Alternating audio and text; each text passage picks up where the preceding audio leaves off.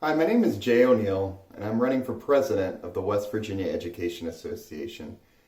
And I wanted to talk to you today about something that might seem a little strange, but I want to talk about power. You may be thinking, what do I mean by that? I want to give you a couple of examples that might help it make sense. In early 2017, Donald Trump had been elected, and he was beginning to put nominations in for his cabinet positions. The one that he nominated for Secretary of Education, I think, threw us all for a bit of a loop. He nominated Betsy DeVos, a woman who had never taught, a woman who had never attended public schools, and a woman whose children have never attended public schools. So she didn't have any of those kind of frameworks or ways of interacting with schools that most of us have had. Out of our two senators, Manchin said he was going to oppose the nomination, and Shelley Moore Capito, our Republican senator, we had heard there was a possibility she might as well. And to me, this seemed like a no-brainer. I thought, okay, if she opposes it and a few others do, then Trump will be forced to go back to the drawing board and pick someone that's more suited for this job. Seems simple enough. I spent days, if not weeks, emailing her office, calling her office, even sending faxes to her office, asking her to oppose the nomination. But when it came time and they actually went through the confirmation process, she supported it. And of course, now we have Betsy DeVos as our Secretary of Education. Let me give you another example of where I'm going. 2019 here in West Virginia. We kind of had a surprise attack a little bit by our Senate, and they rolled out an omnibus education bill featuring charter schools, education savings accounts, and all kinds of other things that we felt would be harmful for public schools in the state. We came together, we stood strong in February and did a 2-day walkout killing the bill. And after that, the West Virginia Department of Education held forums around the state asking people their thoughts on a variety of issues. They asked specifically about education savings accounts and about charter schools, and it ended up that 88% of people opposed them. Fast forward to that summer, there was a special session, and it became clear that there was a new version of the omnibus bill that they were trying to push.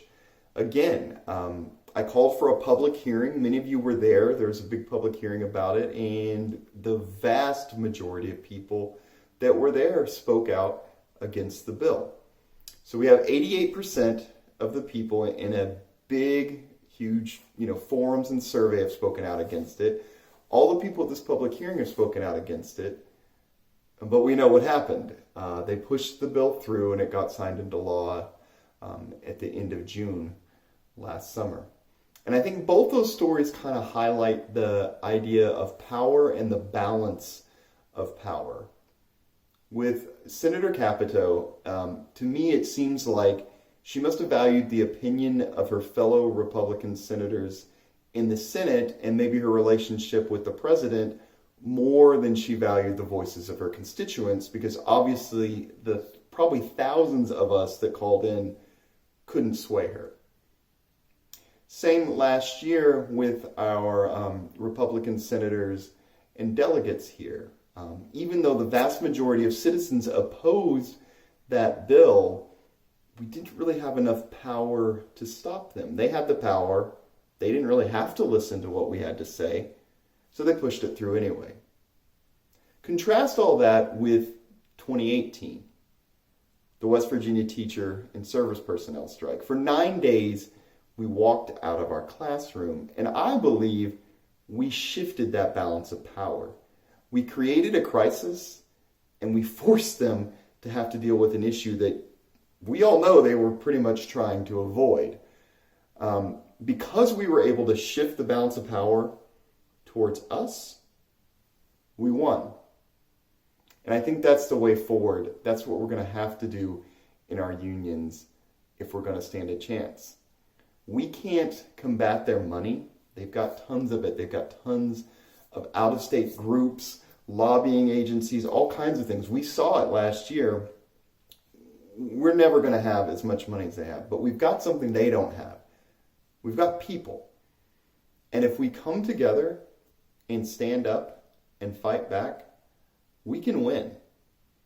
It's going to take all of us this next year standing together. There's going to be huge budget issues because of the coronavirus.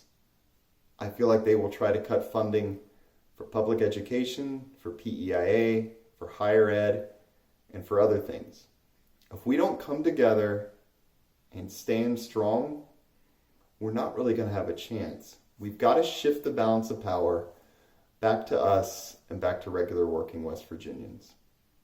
Again, my name is Jay O'Neill. I'm running for president of the West Virginia Education Association, and I'd love to have your vote at WVEA's Delegate Assembly at the end of May. Thank you.